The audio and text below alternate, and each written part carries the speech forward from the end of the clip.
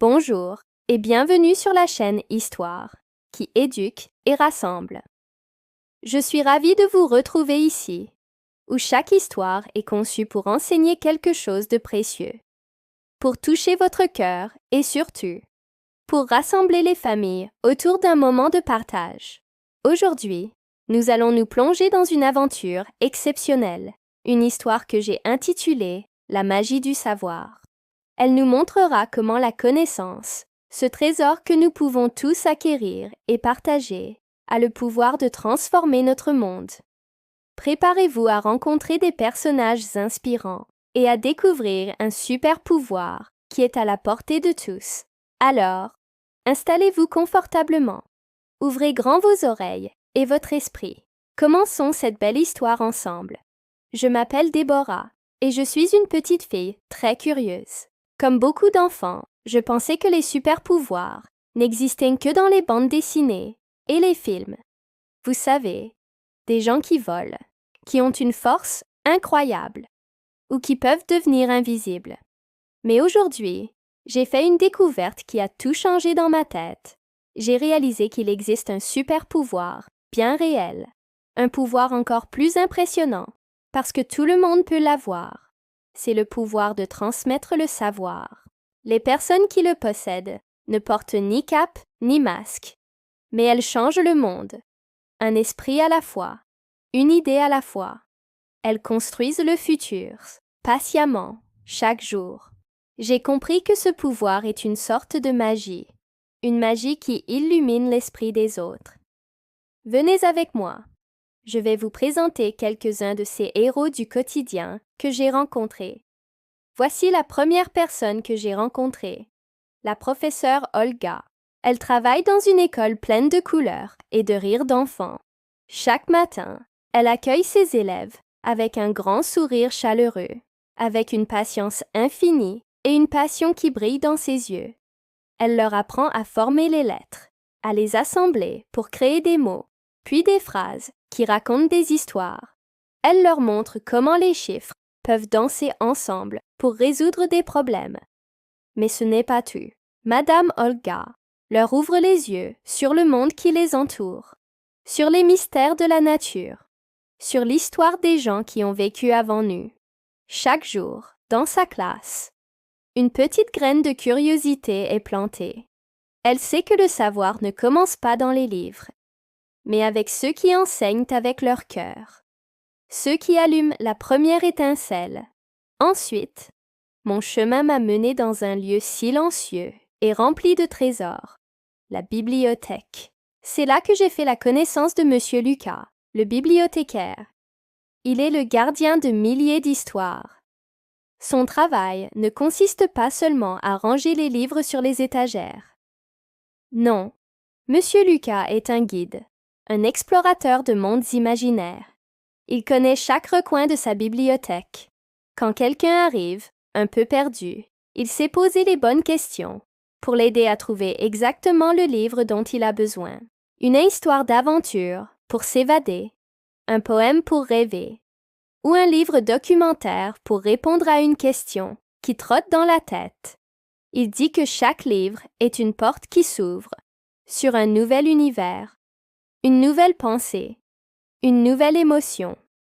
Grâce à lui, j'ai compris que les bibliothèques sont des carrefours magiques où toutes les connaissances du monde se rencontrent et attendent juste d'être découvertes. Ma quête m'a ensuite conduite dans un laboratoire fascinant, rempli d'instruments étranges et de fioles colorées.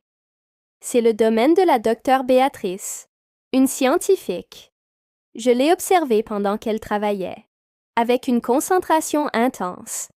Elle regardait à travers un microscope, notait des observations dans son carnet, puis mélangeait prudemment des liquides qui changeaient de couleur. Docteur Béatrice m'a expliqué que son travail consiste à poser des questions sur tout ce qui nous entoure. Pourquoi le ciel est-il bleu? Comment les plantes grandissent-elles? De quoi sommes-nous faits? Pour trouver les réponses, elle observe, elle teste, elle expérimente sans relâche. Elle n'a pas peur de se tromper, car elle sait que chaque erreur est une étape de plus vers la vérité. Sa curiosité est insatiable. C'est le moteur qui la pousse à explorer l'inconnu. Elle m'a montré que la curiosité est la clé qui fait grandir le savoir. Nous poussons toujours plus loin dans notre compréhension du monde. Non loin de là, dans un bureau rempli de livres, de schémas et de prototypes, j'ai rencontré Monsieur Daniel. Il est chercheur. Son super pouvoir à lui, c'est de regarder le monde tel qu'il est et d'imaginer comment il pourrait être meilleur. Il ne se contente pas des connaissances existantes. Il cherche à en créer de nouvelles. Il étudie des idées innovantes pour résoudre les problèmes de notre société. Comment produire de l'énergie plus propre? Comment aider les gens à mieux communiquer? Comment rendre nos villes plus agréables à vivre? Monsieur Daniel passe ses journées à lire, à réfléchir, à discuter avec d'autres experts et à tester ses théories. Il m'a expliqué que poser des questions, même celles qui semblent étranges ou impossibles, est une manière très puissante d'apprendre. C'est en remettant en question ce que nous savons déjà que nous pouvons faire des découvertes qui amélioreront la vie de tout le monde. Après avoir rencontré toutes ces personnes extraordinaires, tout est devenu clair pour moi.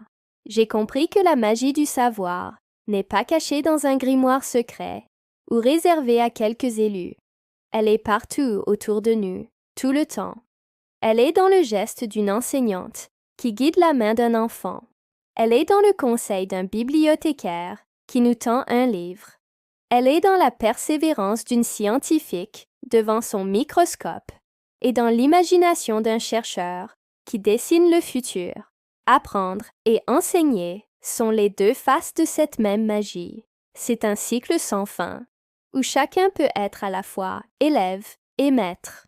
J'ai réalisé que c'est cette transmission continue de la connaissance qui permet aux rêves les plus fous de prendre forme et de devenir la réalité de demain. Cette aventure m'a appris une leçon fondamentale. Le savoir est bien plus qu'une simple accumulation d'informations. C'est une lumière qui nous guide. Il ouvre des chemins là où il n'y avait que des impasses. Il nous donne les outils pour construire nos propres vies et pour participer à la construction d'un monde meilleur. Le savoir nous rend plus libres, plus critiques, plus créatifs.